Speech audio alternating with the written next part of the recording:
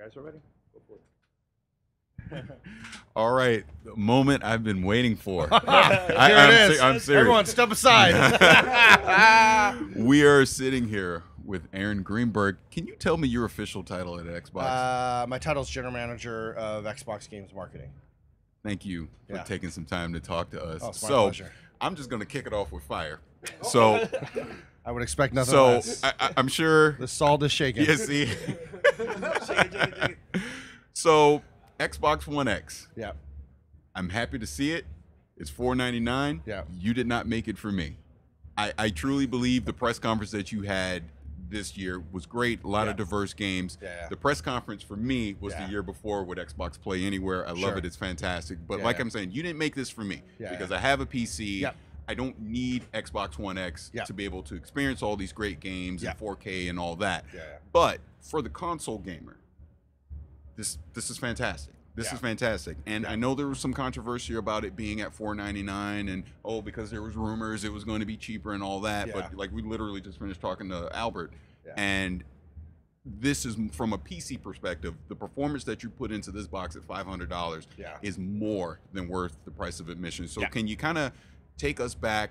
What went into the decision for saying, you know what, let's greenlight this, let's go with Project Scorpio, Yeah.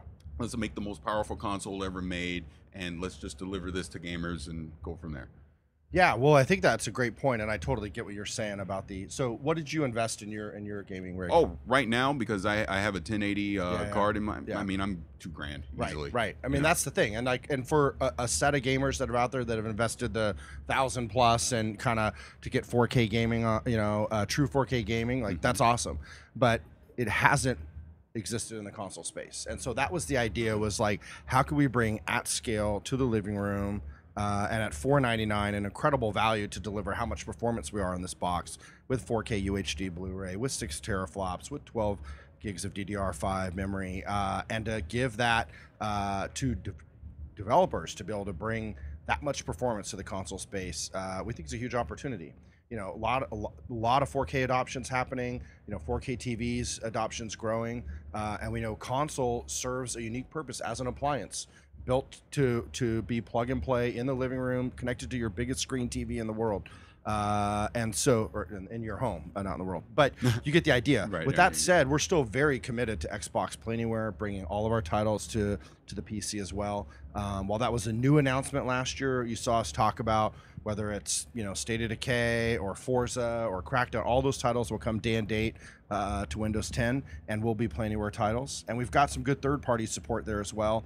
A lot of indies are on board doing Xbox Play Anywhere. Shadow of War, another example of a title that will be doing that as well. So we're going where the gamers are, and but we're always open to hearing feedback on what we could do better. Cool.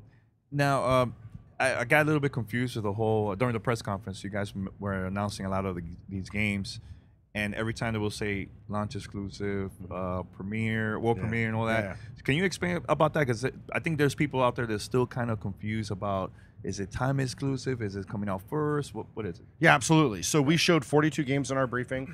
It was the largest, most diverse games lineup we've ever brought.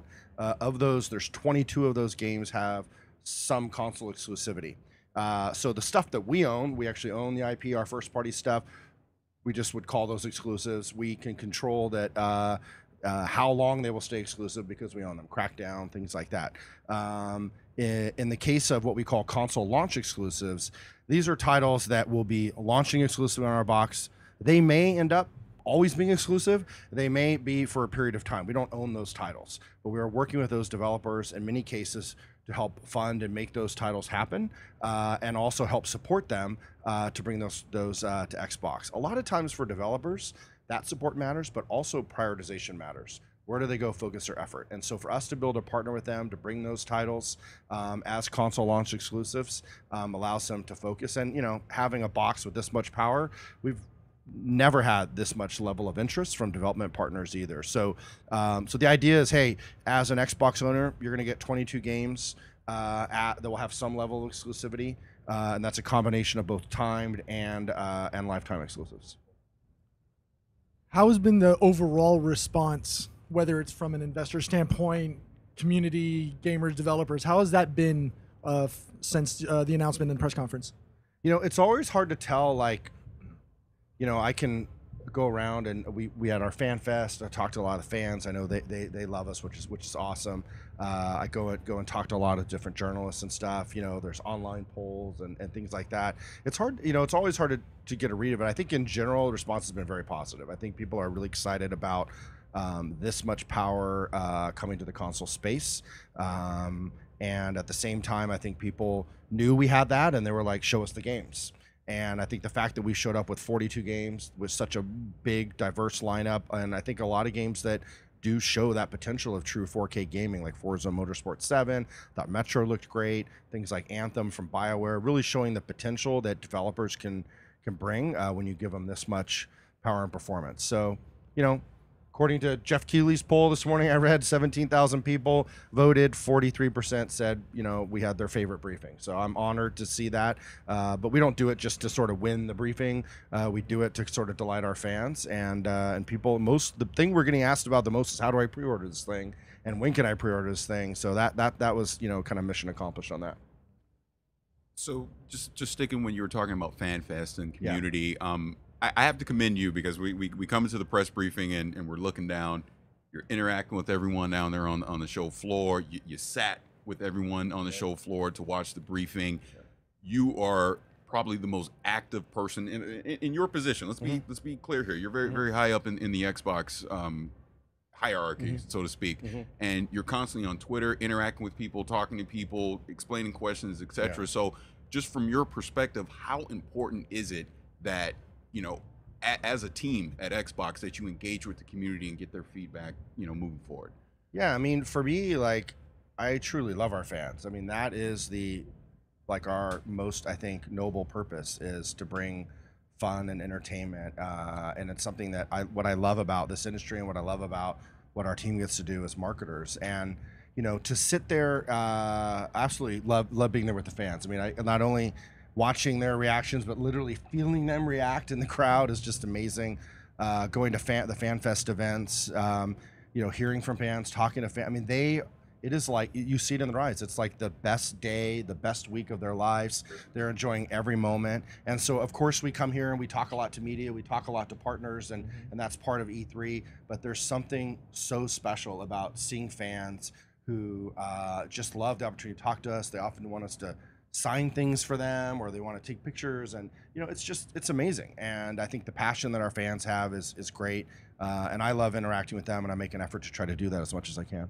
I think it was like a couple months ago, you guys had a survey, and I can't remember exactly. I think you guys wanted to get feedback about the Nintendo Switch and also I think the NES Classic. Coming from you guys, like, why would what is important to ask that to like the consumers, they're Xbox fans? Yeah, I'm not familiar with that particular survey, but I can tell you that there's tons of data, analytics, and research that all companies in the industry do, from third parties to hardware manufacturers. We're always listening and learning and trying to understand from our gaming community. So that one I'm not in particular familiar with, but we'll survey all types of things to get a read on how people are perceiving different things, how do they react to different things, what are they looking for, et cetera, et cetera. And I love that there's going to be cross-play now with Xbox owners can play with Nintendo Switch owners, Minecraft. Yes, absolutely. How important was that for you guys? Well, for Minecraft, I mean, we know that the Minecraft community plays that game across multiple devices. Most Minecraft players are already playing Minecraft on multiple devices. And so for us, we wanted to make sure we could bring Minecraft to the Switch. And in addition to that, enable that community to be united. So we're uniting both mobile, so iOS and Android. We're doing it with VR community, Windows 10, of course, with the Xbox console and Nintendo Switch. And people, what they're creating, what they're sharing, all that can go with them from device to device, cross-play from device to device. And so that was the vision, and really putting the players first. And so we're excited to do that. It's great to see folks like Rocket League doing the same. Yeah, it's been good to see the reaction. So Phil Spencer, when he was on stage at the briefing, talked about now with backwards compatibility, we're bringing in the original Xbox games, and he kind of emphasized, and he kind of emphasized the fact of the importance of preserving, this back catalog. Yeah. And so can you kind of just go into that? Why is this so important to Xbox that we include the entire catalog of previous games along with the new feature that you have with Game Pass? I don't think that's been talked about enough either. Yeah, I mean, I think the fact is that there's an incredible library of games from the original Xbox that a lot of people on Xbox today weren't there for. I mean, we were, right? We grew up with those games, and to be able to take 3 generations of games and let them play it all in one box is something pretty unique and special. And I think with backward compatibility, we're able to do that. People building their digital games library in ways they haven't before, that's becoming more and more important. They used to say back in the day, backward compatibility didn't matter that much because you didn't have the disc, you couldn't find it, you traded it back in, whatever it was. But today, people are building their libraries, and so we're seeing a massive amount of usage. We've seen over half of all of our players. I think we gave out stats around over 500 million hours, and even when Black Ops 2 went and beat one of the top 10 selling games of the month. And so it's a big deal, and gamers want it. And so that's why we've really focused resources to go deliver against it. The farther back you go, the harder it gets. But it's exciting to be able to show Crimson Skies. We also announced Fusion Frenzy. But the other thing I'll tell you is that not only are those games going to be fun to play, but they're also going to look and play great when you, whether you have an Xbox One S or if you get the X. They're going to get some nice performance benefits as well. Fantastic. One of the biggest things for Xbox in general has always been the UI, the dashboard. There wasn't a lot of talk about that or mentioning of it. Can you explain why, and when can we see, when will we be able to see what the new UI or dashboard looks like? Sure. No, team's working hard on that. And I've actually part of a group that's seeing some early previews of that, and we're excited about it. I think, for E3, we really wanted to give people what they wanted, which I think is games. And so that's where we focused. I think if we, in the middle of our briefing, stopped and did a big UI demo, you guys would be like, Twitter, the fire and pitchforks would come out at us. So yeah, we'll show it as we get closer to, and as we're refining some of it and testing it as well. But I think the team there is doing good work and continues to do good work and making good progress there. So stay tuned. So one thing I want to go back to is, again, with Xbox One X now being introduced into the Xbox One family, is I don't think you guys have expressed this enough in the community, because, again, we talk about, it's $4.99. You're not forcing anyone to buy this. Mm-hmm. Like, for me, I can play all your games on Xbox Play Anywhere. People that have the original Xbox can still play all your games at 1S, etc. So can you kind of go into why Xbox is really a platform now, and it's about the choice of being able to play on whatever you can afford at that time, and when you're ready to upgrade, that you can? Yeah, I mean, we do. That is the vision, that nobody gets left behind, and that's why we're bringing our games as many places as possible. We talked about the now 3 generations of backward compatibility. All those benefits come to the entire Xbox One family. So if you're on the S, you're going to get those benefits. If you want to buy the premium high-end box, we have that for you. And we know at the end of the day, while this is the thing people are probably most excited about right now, we'll still sell more Xbox One S consoles this year than we will sell of the X. And so we're very thoughtful about that family. When Forza Motorsport launches on October 3rd, it'll launch first for the family on the S and on Windows 10. And so we want to be able to bring those benefits to all those gamers, and it'll be exciting, and they're going to get all the benefits of all the new things that are being built in that game. And then we'll relaunch it again in true 4K with the X on the console. Of course, if you have a Windows 10 PC, you'll already be playing it in 4K. So it's all about choice and finding ways to reward gamers, whether they want the best value in gaming with the S or if they want the premium, most powerful console ever made with the X. Hard point was it not to show Halo and Gears this year? 'Cause this is the first time, no mention at all of those games. So why was that important for you guys this year? Well, I think we're kind of proud to be able to come to E3 and show our largest, most diverse games lineup, and not have Gears and Halo. It's kind of a bit of a challenge, But personally, I've spent time with both those teams. Phil and I were just up at Coalition a couple weeks ago. Teams are doing great work on the future of the Gears franchise, future of the Halo franchise. But sometimes it's fun just to let those teams go away and kind of work in secrecy for a little bit.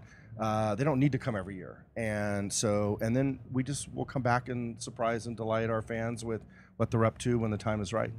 And why not put a Xbox One Elite controller to this? Be part of it. Choice, right? Choice.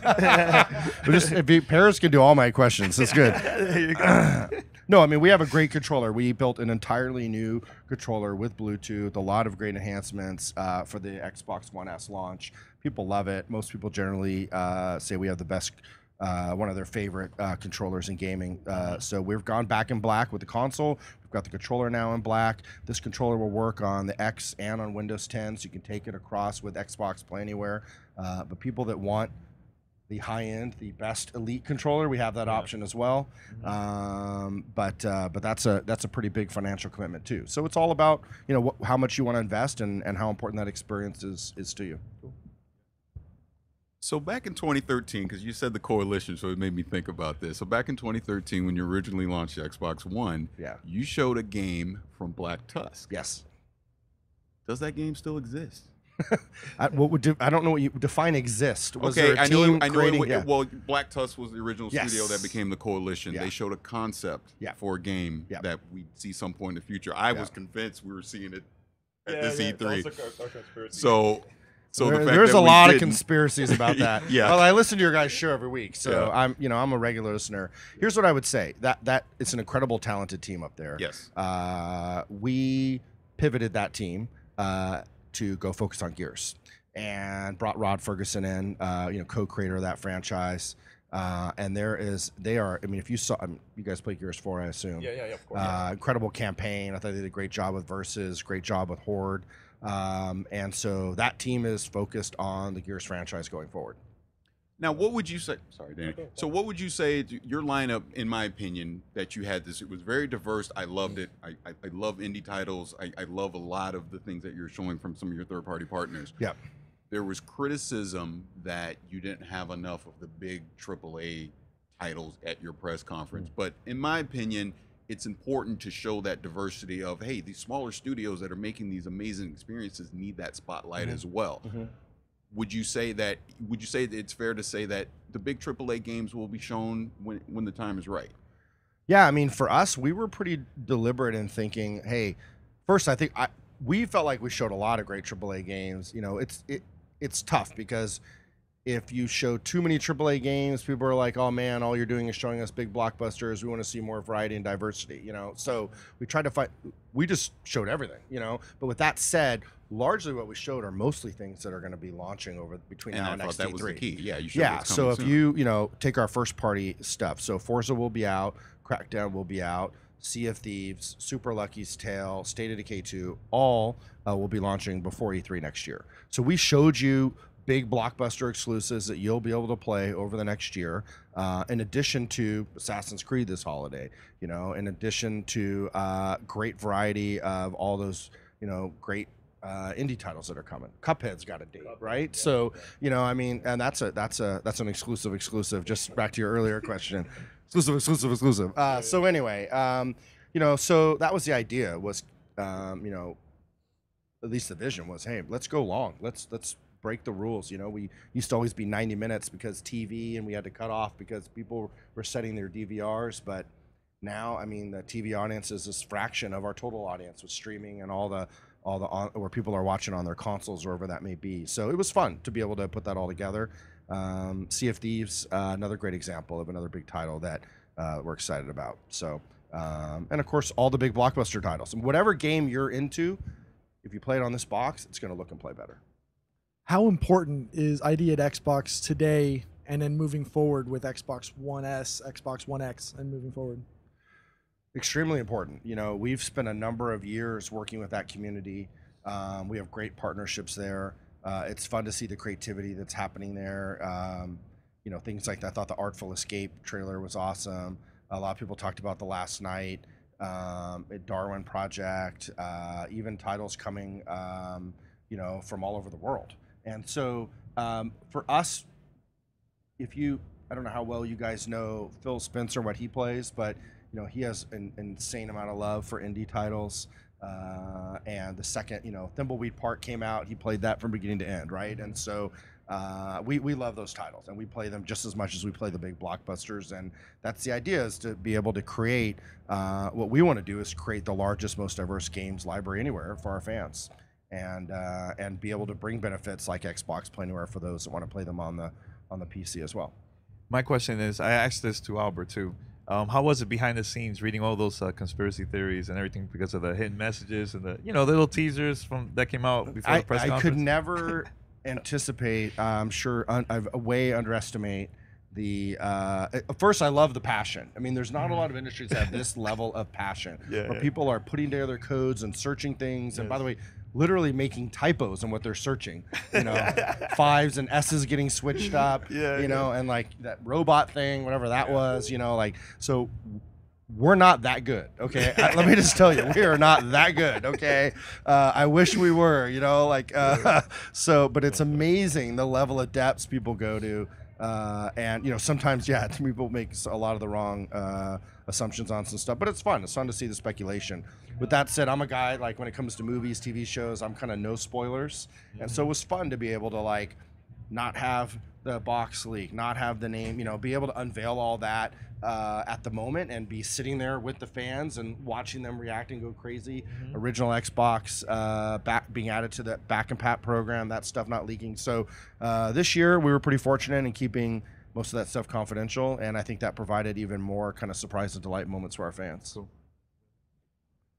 How important is Mixer to your what you're trying to do moving forward? Because you changed the name, obviously it was Beam, and I've seen this big push here at the show for using Mixer. So what are you guys looking forward to do with that in the future? Mixer is a huge opportunity for us. I think, the tech there, they talk about it as the next generation streaming platform. And not only is some of the tech there, I think, really impressive, the faster than light, the real time. So folks that are both watching and streaming can interact with each other as if they're there together. Right. Removing latency has so many benefits, interactivity. So for us, we're innovating a lot there. I think a couple things. I think first is you're seeing people are spending as much time, and in some cases more time, watching games than playing games. I mean, take PUBG as an example for Playground Unknown Battlegrounds. Like, I played it a little bit on the PC, very little. I've been watching it a lot.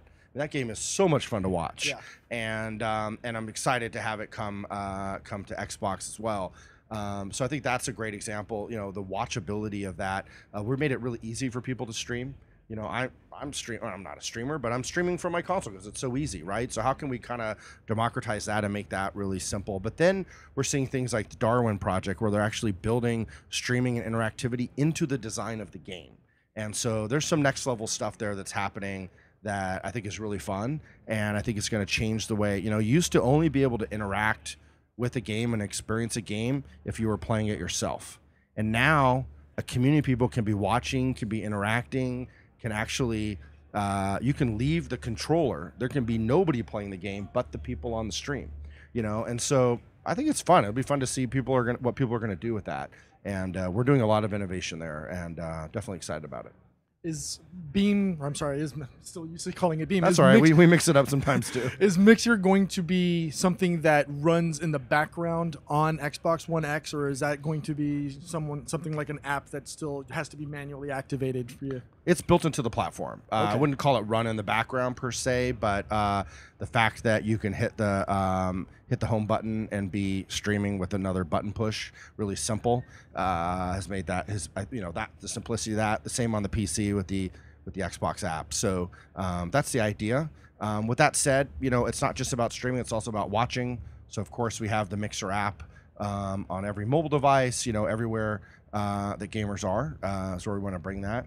And even the Mixer Create app that's in beta right now, I'm playing with that a little bit too, where you can actually stream from your phone. So I think the idea about that is, the roots of it are going to be gaming, but there can be experiences that you can create as part of that that can even go beyond that. How important was to get Anthem to be part of the press conference and save it for last, best for last? Well, we have a great relationship with Electronic Arts, and so it's been fun. As Patrick said, to get when we delivered the dev kits to them and they were doing work with that and the Frostbite engine. You know, a lot of opportunities unlocked. You know, for them, it was awesome to see their vision around Anthem, and they really purposely had that in mind for us, and be able to showcase that benefiting from the power of Xbox One X. We decided to save it for the last, which was fun. It seemed like fans reacting pretty well Big time. to that. Visually stunning. I love what they're doing there. An incredible team at BioWare. But at the same time, I mean, the other benefits of Frostbite is you saw in their briefing what Madden looks like in 4K, you know, and as a big NFL fan, I know you are as well, Tampa Bay, but like you can't watch the NFL in 4K, but you can play Madden in 4K on an Xbox One X. And so I think that's the interesting thing is in some ways gaming and the technology around gaming is passing you know, other ways, TV and other forms of entertainment. And so that's exciting to be on the cutting edge. Cool. Albert, I was gonna say Albert. Aaron, thanks a lot. It's all good. Albert's my brother. Yeah, right, so. there you go. But one day, Yeah. I would love to have you and him on our show, and maybe great. Do it together. not only interview with us, but also get the fans involved and send them questions and Of everything course. too, right? So we'll Of do it. course. Yeah. Yeah, Thanks yeah. a lot, man. Absolutely. My Yeah, pleasure. no Big problem. fan of your guys' work. Thanks, man.